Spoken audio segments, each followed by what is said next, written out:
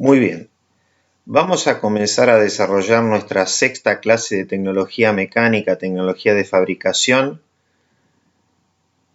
Y en este caso nos vamos a referir a un actor particular y muy importante de los procesos de fabricación por arranque de viruta, como es la máquina herramienta. Queremos comentar algunos aspectos que son específicos al diseño, a las estructuras y a los componentes de las máquinas herramientas. En primer lugar, vamos a dar una definición actual. Se trata de un mecanismo espacial servocontrolado que guía y conduce una herramienta de corte a lo largo de una trayectoria compleja, creando una nueva forma sobre el material de partida. Evidentemente, en esta definición se está hablando, sin mencionarlo, de una máquina de control numérico, ¿no es cierto? ¿Por qué? Porque se habla de un mecanismo espacial servocontrolado, se habla de poder guiar a la herramienta a lo largo de una trayectoria compleja para modificar la forma del material de partida. Nosotros en la primera clase habíamos visto una clasificación sobre los procesos de fabricación. Una de ellas era la tradicional y la otra era una más moderna que incluía los procesos de impresión 3D o de fabricación de capa por capa. Acá vamos a referirnos a un tercer formato y que está definido en relación a las acciones físicas que modifican la forma del material de partida y que en tal sentido requieren de máquinas específicas para poder hacerlo. Entonces, los vamos a dividir en 5 grupos. El primero es de deposición de materiales. El de deposición de materiales son típicos las técnicas de fabricación de capa por capa, y hay una particular que está aplicando la industria para reparar matrices o para aportar materiales muy duros sobre la superficie de matrices, como es el laser cladding. Después tenemos los procesos de unión, como pueden ser la soldadura, el ensamblado, el friction stir welding, FSW, y el remachado. Los procesos de conformado, como son la forja y el estampado de chapa, los de separación, como pueden ser el cizallado, el punzonado, los cortes por láser, chorro de agua y electroerosión por hilo. Y después los de remoción de materiales, como son todos los tipos de mecanizado, los que hemos visto hasta el momento: torneado, agujereado, fresado, rectificado y algún otro más. En relación a las máquinas herramientas, vamos a empezar haciendo un poco de historia. La primera máquina fue una alisadora diseñada por Wilkinson por el año 1775, que, haciendo uso de la energía hidráulica, buscaba mejorar la terminación interior de los cañones que se empleaban en las guerras mediante un proceso de arranque de viruta. O sea, el cañón se lo fundía, la superficie interior quedaba más o menos, y bueno, mediante esta máquina, en donde se observa que el movimiento de rotación lo tiene concretamente el cuerpo del cañón y la herramienta simplemente tiene un movimiento de traslación lineal, con la combinación de esos dos movimientos se podía obtener una mejora en la precisión geométrica y dimensional del interior de los cañones.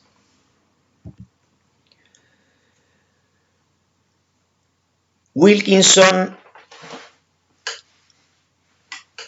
en alguna medida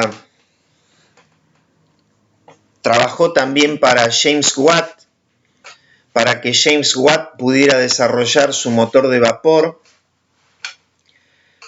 ambos en Inglaterra, del mismo modo con Maudslay, que fue el creador del torno, año 1797, y esta imagen que se observa ahí es concretamente del torno de Maudslay. Fíjense que esta máquina presenta tres conceptos de total actualidad: una estructura totalmente metálica, dos guías lineales, en este caso de forma triangular, para poder desplazar el carro portaherramienta, y además el carro portaherramienta está acoplado con una tuerca que posee el mismo, con un tornillo que permite darle el desplazamiento longitudinal a nuestro carro portaherramienta. Bueno, de ahí en adelante hubo una evolución en el sentido que, bueno, la rectificadora universal fue creada en Estados Unidos en el año 1870, una rectificadora muy particular de alta producción, la Sincentros, también en Estados Unidos en 1915. A partir de 1920 se comienza a reemplazar la energía producida por el vapor, que es la que movía las máquinas, por energía eléctrica. Las máquinas de corte por chorro de agua, si bien no está muy claro su origen, el primer paper que menciona la tecnología es del año 1933. Las máquinas de electroerosión surgieron en Rusia en el año 1943. La fresadora CNC en 3 dimensiones fue un desarrollo en Estados Unidos del año 1948. El láser también en los Estados Unidos, 1963. Y las máquinas de alta velocidad comenzaron a tomar un lugar importante en la industria a partir del año 1995. Las máquinas herramientas pueden ser clasificadas en los siguientes tipos. Caso A, filo de corte definido, nos referimos al filo de corte de la herramienta. Y A1, movimiento principal de traslación. Bueno, ahí se menciona la abrochadora, la cepilladora y limadora, la amortajadora, la sierra cinta, la punzonadora y las creadoras de engranajes Bilgram y Mag. Ustedes han tenido la posibilidad de todos esos equipos haber visualizado una máquina abrochadora en un video de la clase 5, ¿no? Pero bueno, básicamente se trata de máquinas que dotan de un movimiento de traslación a la herramienta. A2, movimiento principal, rotación. Y ahí tenemos el torno, la fresadora, la agujereadora, la alisadora. La alisadora es una máquina que permite agrandar orificios en piezas que no son de revolución, ¿sí? O sea, la pieza está vinculada en forma estática a la mesa de la máquina. Esa pieza es una pieza fundida que ya viene con agujeros y que para darle la medida final y la terminación final se utilizan herramientas que pueden ser de 2 cortes, la de desbaste, o de un solo corte, la herramienta de terminación. Al proceso en inglés se lo suele denominar boring, con B larga, ¿no? Bueno, luego tenemos las sierras de disco que se van a explicar en relación a un proceso vinculado a la forja, y después tenemos las máquinas específicas creadoras de engranajes, en donde la herramienta es una herramienta rotativa y esos métodos llevan el nombre de sus creadores, Fellow, Fauter y Gleason. Después tenemos el caso B de las máquinas herramientas, en donde la herramienta de corte no presenta un filo definido, que sería el rectificado, y del rectificado tenemos para máquinas para hacer rectificados cilíndricos, para hacer rectificados planos, o la máquina de rectificado sin centro, que es una cilíndrica exterior para piezas pequeñas y esbeltas. Y después tenemos las máquinas afiladoras, que hay infinitas máquinas afiladoras. B2, filo de corte no definido. Las no convencionales, tenemos los 3 tipos de electroerosión: por penetración, por hilo, electroerosión capilar, el chorro de agua, el láser, el mecanizado por ultrasonido y el haz de electrones, los últimos dos muy poco difundidos y prácticamente en Argentina son tecnologías que no se usan. Y bueno, en un tercer lugar, al que denominamos varios, tenemos los centros de mecanizado vertical y horizontal, según sea la disposición del eje de la máquina. Los centros de torneado, que son máquinas que tienen capacidades de torneado y fresado a través del uso de herramientas motorizadas. Las máquinas de transferencia, que pueden ser lineales y rotativas, son máquinas para producir siempre la misma pieza en series enormes de millones de piezas iguales.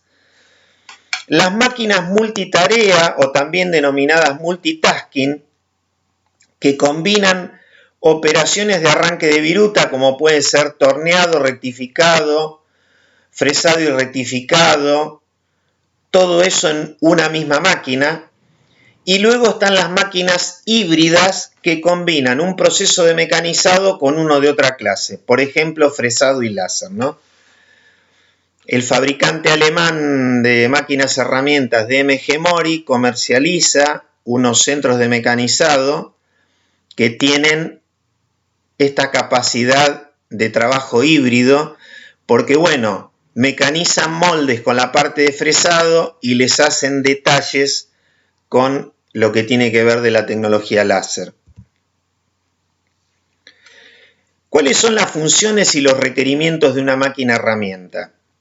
La función básica y primordial, en alguna medida ya declarada en la definición, es mover la herramienta de corte a lo largo de una trayectoria que puede tener mayor o menor grado de complejidad. Eso tiene que ocurrir con una precisión y un régimen de remoción de viruta requerido, ¿no es cierto? O sea, tenemos varios condicionantes.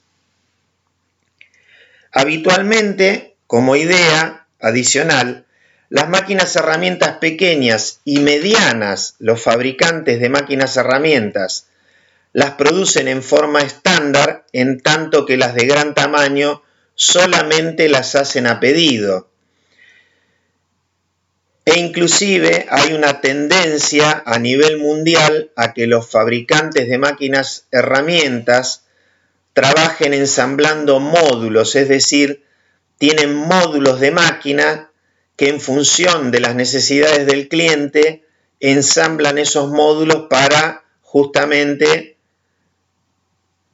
que la máquina pueda prestar lo que el cliente necesita, ¿no? Vamos a ir más en detalle respecto de los requisitos tecnológicos. Algunas cosas ya las hemos mencionado en clases anteriores. Tamaño máximo de la pieza a mecanizar. Evidentemente que la máquina necesita un volumen de mecanizado mayor al tamaño de la pieza. Es decir, las carreras de la máquina, por ejemplo, en X, en Y y en Z, tienen que ser mayores que el volumen de mecanizado que yo requiera para hacer mi pieza. Después tengo la geometría principal de la pieza. Ya habíamos hablado que si es cilíndrica, la primera máquina a considerar será un torno, si es paralelepípedo, un centro de mecanizado. Pero no nos olvidemos de las máquinas multitarea, que tienen capacidades de fabricar en una misma máquina piezas muy complejas que pueden involucrar distintos procesos de arranque de viruta: torneado, fresado, agujereado, roscado, rectificado, etc. Otra cosa importante es la geometría secundaria de la pieza. ¿Qué queremos decir? Al número y complejidad de los detalles que puede tener una pieza. Si son muchos o son complejos, lo más probable es que se requiera de una máquina estructuralmente más compleja, y eso nos va a llevar hacia un centro de mecanizado de 5 ejes, ¿no? Habíamos hablado del régimen de remoción, o sea, que la máquina tenía que cumplir con poder fabricar la pieza, con poder hacerlo de una precisión requerida y a un determinado régimen de remoción de viruta. Acá hay que tener en consideración algo que sucede también con los materiales de herramienta. En los materiales nosotros decíamos que toda vez que le aumentamos la tenacidad, baja la dureza y viceversa. En las máquinas herramientas pasa del mismo modo con la relación precisión y alta capacidad de arranque de viruta, porque son características opuestas. Tanto es así que en los países donde se fabrican grandes series de piezas, hay máquinas que son de terminación y hay máquinas que son de desbaste. Lamentablemente en Argentina, donde las series son pequeñas, es normal escuchar al usuario de la máquina pedir máquinas que sean lo suficientemente precisas, que sean altamente productivas y de bajo precio, ¿no? ¿Por qué? Porque el objetivo es poder aplicarla a la mayor variedad posible de piezas, porque eso es lo que requiere el mercado argentino, ¿no?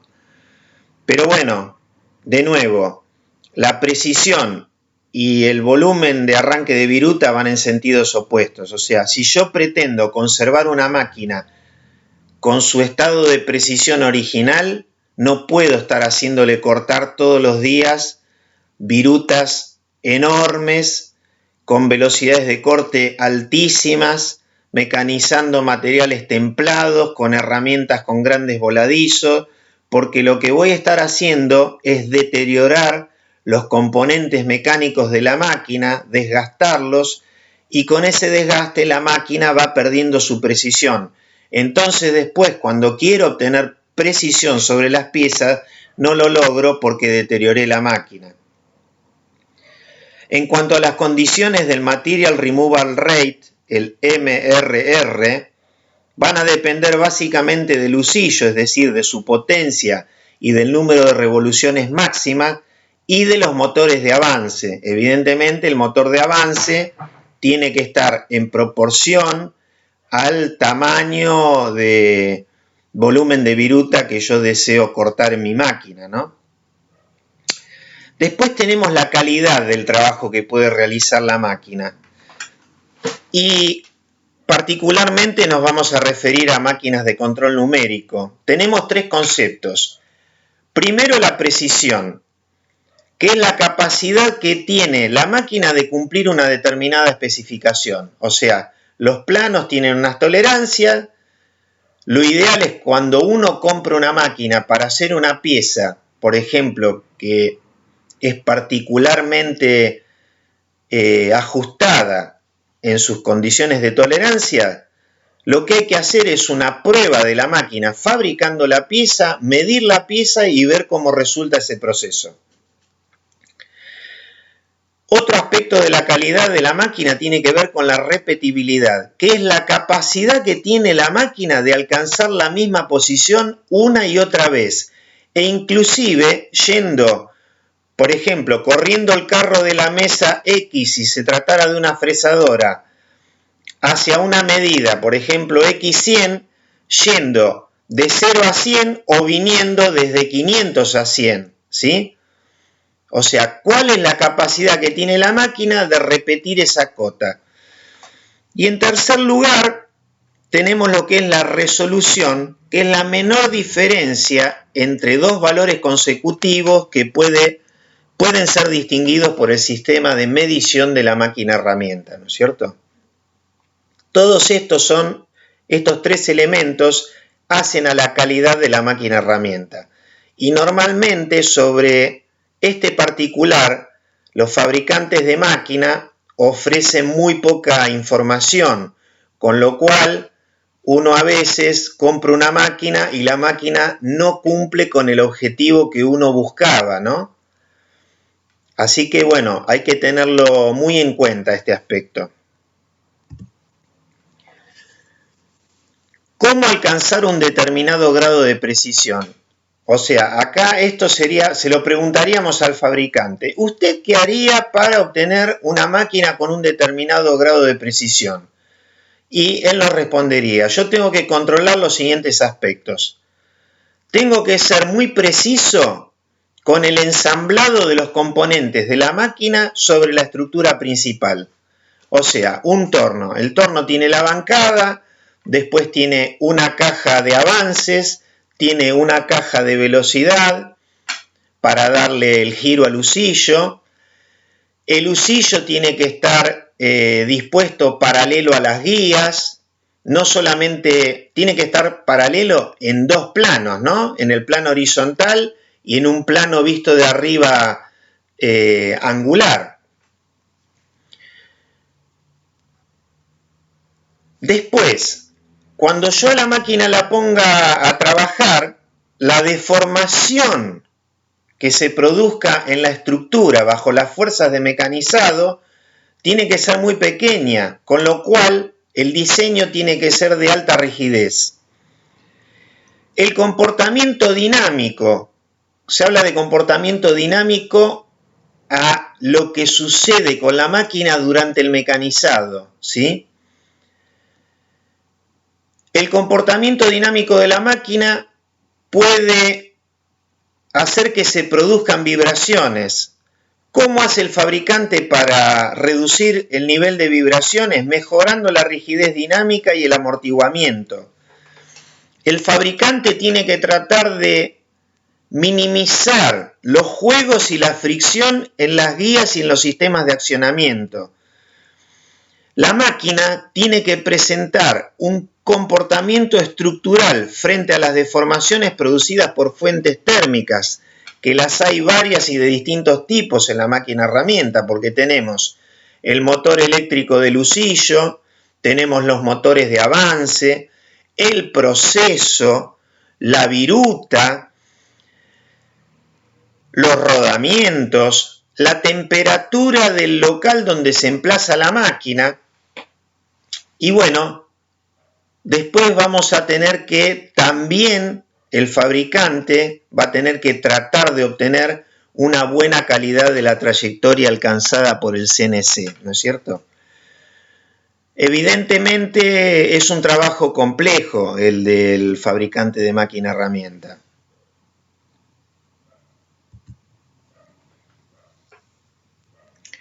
Bueno, seguimos con los requisitos tecnológicos, ¿no? Después tenemos el comportamiento cinemático de la máquina. ¿Qué queremos decir? Nos queremos referir a la velocidad y a la aceleración. Tanto uno como otro son afectados por el tipo de mecanizado. Es decir, una cosa es que yo tenga que mecanizar una matriz de estampado, de chapa, para hacer el techo de un vehículo donde una fresa está trabajando la misma durante muchas horas, que el caso totalmente opuesta, donde estamos haciendo producción de piezas que tienen un tiempo de mecanizado corto, evidentemente el comportamiento cinemático de esas dos máquinas, el fabricante lo tiene que pensar en función del producto que va a realizar.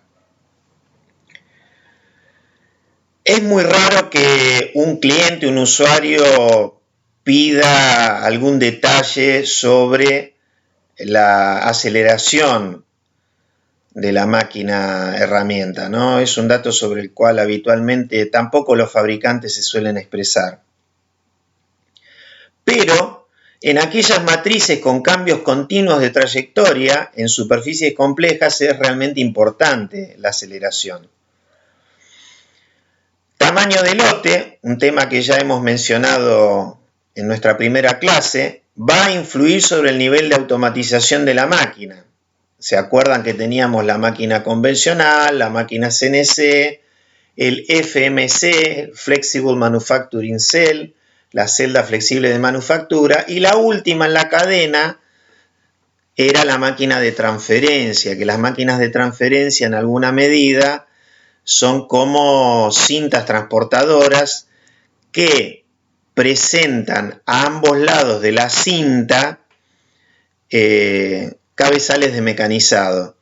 Entonces la cinta desplaza la pieza hasta una estación de trabajo, la primera, se le hacen una serie de operaciones, esa pieza avanza a la segunda estación, mientras como se trata de una máquina lineal, una pieza nueva sin trabajar avanza a la posición 1,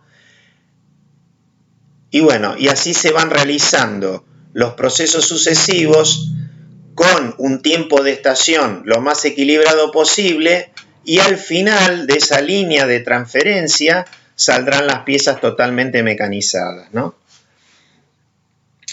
Respecto del precio, es muy importante saber que aumenta linealmente con el tamaño de la máquina, o sea, máquina más grande, precio más grande. Alguno podría decir, bueno, la máquina pesa más. Las máquinas herramientas que mecanizaron las piezas de esa máquina grande son máquinas más grandes, con lo cual tenemos todo un costo de producción más alto, pero yo quisiera destacar particularmente que el precio aumenta exponencialmente con la precisión de la máquina.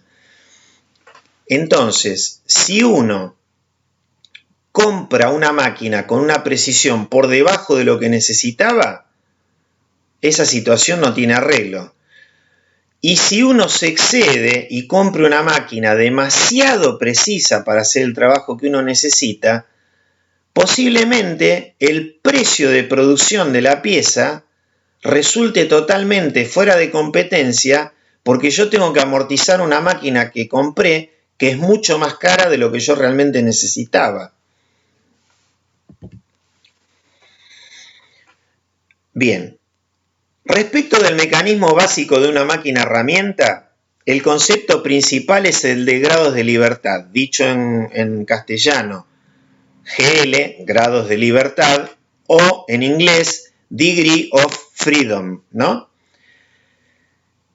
Los grados de libertad no son otra cosa que la cantidad de ejes que posee la máquina. En el torno habíamos dicho que eran 2, X, Z, en una fresadora de 3 ejes son X, Y, Z, y si se tratara de un centro de mecanizado de 5 ejes, podría ser que sea X, Y, Z para los ejes lineales y, por ejemplo, A y C para los ejes rotativos, ¿no es cierto? ¿Cómo podrían ser los casos de las máquinas que tenemos en esta transparencia? Bueno, fresadoras de 5 ejes, ya habíamos visto que existen básicamente de 3 tipos, ¿no es cierto? Estas son las que se denominan triple LRR, siendo que esa designación va desde los movimientos que se requieren desde la pieza hacia la herramienta. Acá tenemos dos fresadoras, la de la izquierda es de mesa fija y la de la derecha es de mesa móvil o pórtico fijo. Ambas evidentemente son para piezas de gran tamaño, mayores en el caso la de mesa fija y superficies complejas, ¿no? Fíjense el tamaño del operario al lado de la máquina en la foto de la derecha, ¿no? Acá tenemos la fresadora de tipo RLLR, que posee mesa rotativa y que nos va a servir para tener una buena accesibilidad sobre piezas de revolución. Y el tercer caso de las fresadoras de 5 ejes, que es quizás la más popular y la más sencilla porque se armó sobre la base de una fresadora de 3 ejes X y Z, sobre la cual se puso una mesa basculante y rotativa, es la WR triple L, que bueno, se suele utilizar para el mecanizado de moldes pequeños y de tamaños pequeños y medianos. Bueno, respecto de la estructura de la máquina herramienta, ¿cuáles son las funciones que debe cumplir? Tiene que soportar todos los componentes de la máquina, tiene que soportar la pieza, los esfuerzos de mecanizado, y todo eso debe ocurrir manteniendo una elevada rigidez para alcanzar la precisión que buscábamos, ¿no es cierto? La estructura debe tener un alto grado de amortiguamiento para poder absorber las vibraciones, ya sean las que vengan de afuera a través del piso o las que se produzcan dentro de la misma máquina durante el mecanizado. Y también las máquinas herramientas tienen que estar diseñadas para que en ellas se produzca una reducida distorsión térmica que suele afectar de manera significativa a la precisión de lo que queremos mecanizar. Toda máquina herramienta incluye dos tipos de elementos estructurales, básicamente. Lo que es la bancada, que es el constituyente principal, que se suele construir en la mayoría de los casos en una pieza única, y sobre ella se montan todas las partes componentes. Y a su vez, constituye la base de la máquina que va fijada al piso de la fábrica. Y luego tenemos los componentes estructurales que se mueven en forma relativa respecto de la bancada y que claramente su vinculación, su montaje, debe ser también con el mayor grado de rigidez y amortiguamiento posible. Respecto de los tipos de estructuras, básicamente hay dos, la serie y la paralela. La serie se divide en abiertas y cerradas. Las abiertas pueden ser del tipo C o G, en las cuales las fuerzas se dirigen al piso por un solo camino. Vamos a pasar a la transparencia siguiente y volvemos para atrás. Fíjense, acá se ve muy claramente que esta máquina, esta fresadora, tiene una estructura tipo C. ¿Está bien? Lo mismo que este torno tiene una estructura tipo C. Si ustedes siguen el camino que yo estoy haciendo con el... Si ustedes siguen el camino que yo estoy haciendo con el mouse, verán que es una estructura del tipo C. ¿Sí? Si yo tengo acá cargo con una fuerza vertical, esa C se tiende a abrir, ¿no es cierto? Produciendo un error típico de coseno, que es típico de estos tipos de estructuras. Estas estructuras tienen baja rigidez, pero claro, a igualdad de tamaño que una estructura cerrada, tienen un buen espacio de trabajo y accesibilidad porque yo puedo a la fresadora acceder por el frente y por dos costados, ¿no es cierto? Este tipo de estructura evidentemente es sensible a los cambios de temperatura o a los esfuerzos de mecanizado, ¿no? Se ve claramente que si yo, por ejemplo, tengo una pieza sobre la mesa y con el cabezal pretendo hacer un agujero, se me genera una fuerza en sentido del eje vertical y bueno, se va a producir una flexión de esta columna, ¿sí? Esa flexión me va a producir un error de perpendicularidad del agujero respecto de la pieza.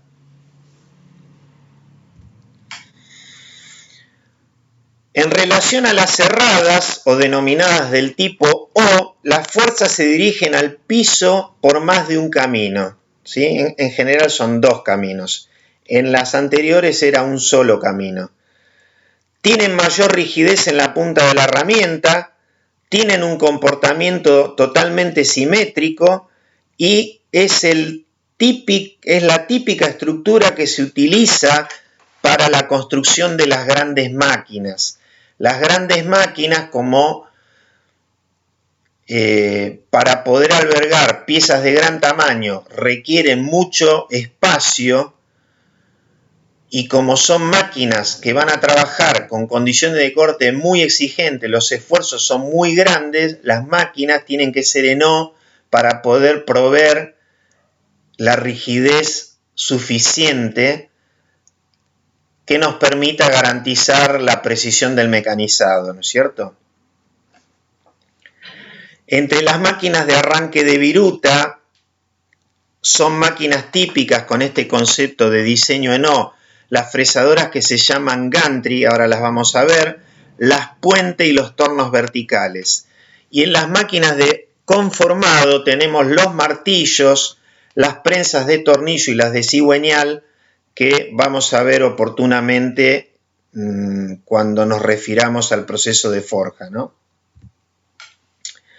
Acá tenemos la fresadora gantry, fíjense que con este pórtico, que es una C, junto con este sistema, esta bancada que vincula este pórtico al piso, bueno, estamos formando una estructura en O. Esta es gantry porque es de mesa fija. La puente, esta estructura, es una estructura, digamos, cerrada, simétrica, vinculada al piso, con mesa móvil. Y en el torno vertical es muy claro que se trata de una estructura en O, ¿no es cierto? Bueno, lógicamente que las estructuras tipo en C, como la de la izquierda, vamos a tener esta flexión de la estructura. En cambio, en la cerrada en O vamos a tener una deformación que es totalmente simétrica y mucho más controlada. Decíamos al principio, cuando nos referíamos a los tipos de estructuras de máquinas herramientas, que las había series y paralelas. Las series ya las comentamos, las paralelas poseen como ventaja una alta velocidad y aceleración, un buen comportamiento dinámico, alta rigidez y soluciones orientadas al proceso. Se suelen utilizar más que nada para procesos de pick and place, para algunos tipos de robots o manipuladores. En máquinas herramientas hubo un boom por el año 2000, pero bueno, rápidamente se las descartó porque bueno, son muy complejas en su cinemática, en su programación, tienen un volumen de trabajo muy limitado y entonces tienen casi nula aplicación industrial en el sentido de máquinas herramientas, ¿no? Entonces, bueno, acá tenemos la tecnología de máquinas series, por ejemplo, en el robot lo vemos claramente, ¿no? Cómo se llega desde el piso hacia la punta del manipulador, y bueno, lo mismo pasa en esta fresadora que estamos observando acá.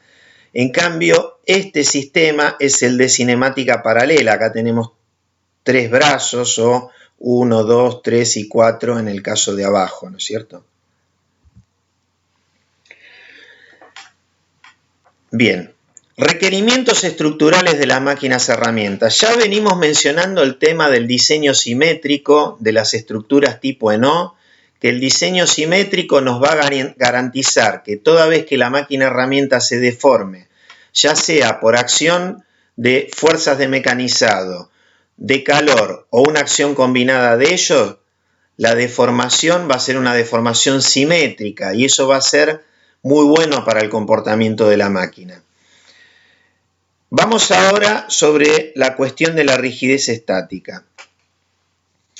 La rigidez estática la vamos a definir como K, como si fuera la constante de un resorte, por decirlo de alguna manera, y va a tener dos subíndices que ahí en forma genérica lo pusimos como IJ, ¿no es cierto?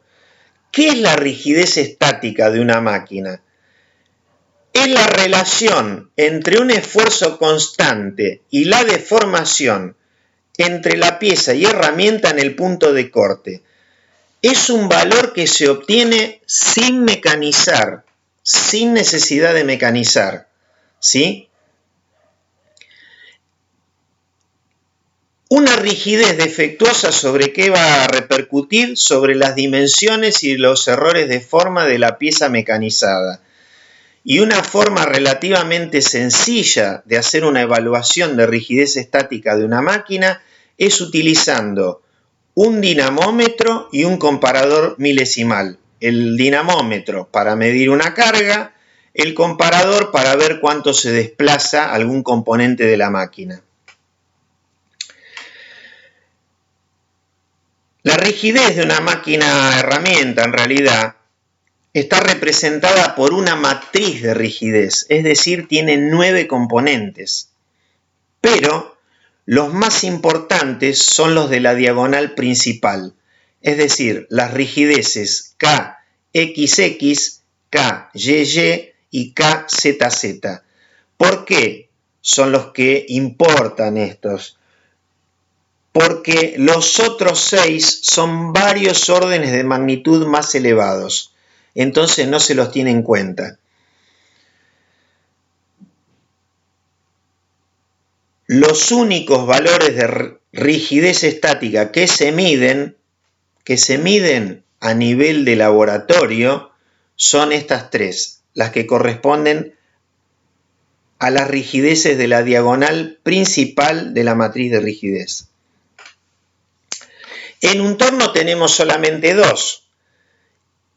¿Qué sería la rigidez KZZ? Es la rigidez en la dirección Z, ¿no es cierto? Primera letra, frente a un esfuerzo de mecanizado realizado en la misma dirección, ¿sí? Entonces, vamos a suponer que tenemos una fresadora y que con la fresadora vamos a hacer un agujereado. Si nosotros medimos la fuerza de avance, tendremos la FZ. Y por otro lado, si medimos el desplazamiento de la punta de la herramienta en la dirección vertical, tendremos el delta Z. La relación FZ sobre delta Z nos dará la rigidez KZZ, ¿sí? Son valores normales para máquinas medianas, K sub XX o K sub II entre 15 a 25 newton por micrometro, y el KZZ siempre la mayor rigidez las máquinas las tienen en el sentido, digamos, del eje de la herramienta concretamente, suelen ser entre 70 a 100 newton por micrometro. ¿Eso qué quiere decir? Que yo para modificar la posición del punto de corte 1 micrómetro voy a tener que aplicar una fuerza de 100 newton, son 10 kilos, es muy poco. Con 100 newton, perdón, con 1000 newton, 100 kilos, 1 centésimo, ¿no es cierto? Bueno, acá hay un esquema de lo que yo les comentaba antes, ¿sí? Acá yo tengo una máquina con una estructura en C. Sobre la mesa de la máquina pongo un dinamómetro.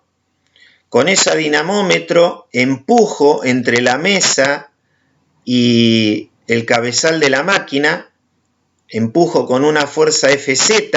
Si yo pongo un comparador por aquí encima, determino el delta Z y si hago la relación entre ambos, tendré la rigidez que presenta la máquina en la dirección Z, ¿no es cierto? Es decir, en la dirección Z aplicando una carga en la dirección Z. Y yo les decía que, bueno, se trataba de la constante de un resorte en alguna medida, porque ustedes recordarán la fórmula de la física de primer año, en donde para la fuerza elástica de un resorte era K por el desplazamiento, ¿no? En cambio, si esto lo transformamos a una ecuación matricial, tenemos que el vector fuerza, que va a tener tres componentes, Fx, Fy, Fz, va a ser igual a la matriz de rigidez por el vector desplazamiento, que vamos a tener delta X, delta Y, delta Z. Abajo tenemos la matriz de rigidez completa y las tres rigideces correspondientes a la diagonal principal son las que decíamos, las que interesan, porque es donde la máquina suele presentar la menor rigidez.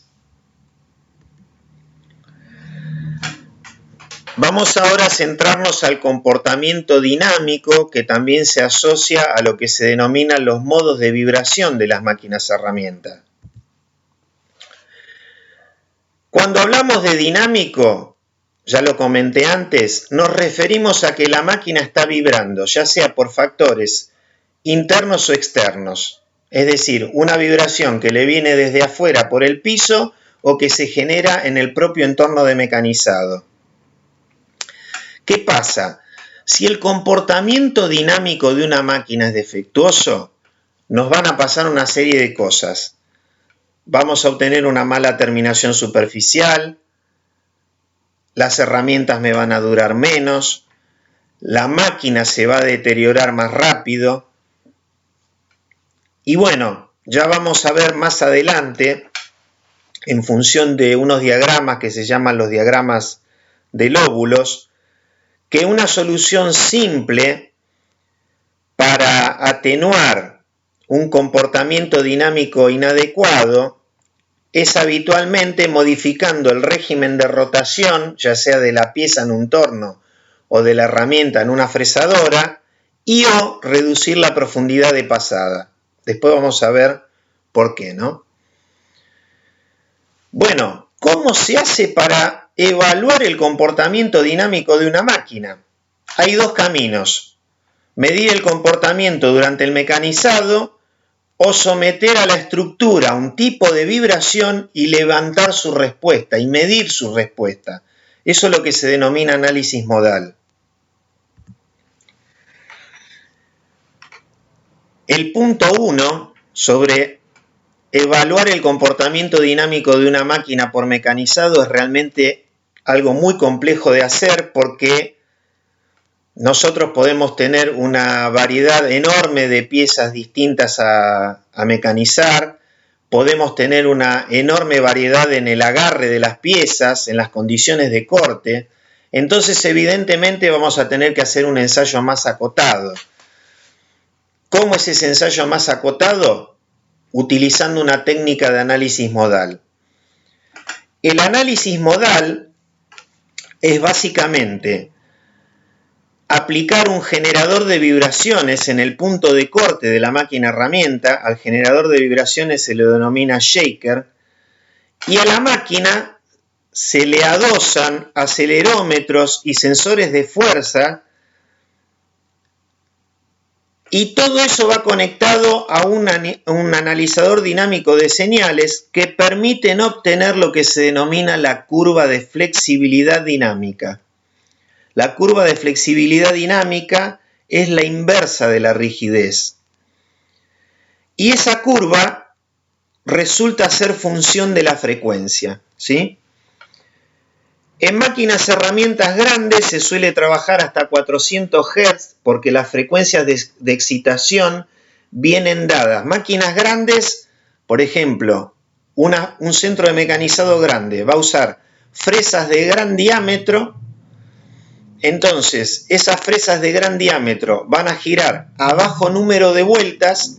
Las frecuencias de excitación que puedan aparecer van a depender de ese número de revoluciones multiplicado por el número de dientes de la fresa o algún múltiplo. Por eso se trabaja a bajas frecuencias, ¿no es cierto? En cambio, a medida que el tamaño de la máquina va siendo más pequeña, hay que ampliar el rango de frecuencias para ver dónde podemos encontrar frecuencias naturales de los distintos componentes que constituyen la máquina, ¿no? Entonces, bueno, acá tenemos, por ejemplo,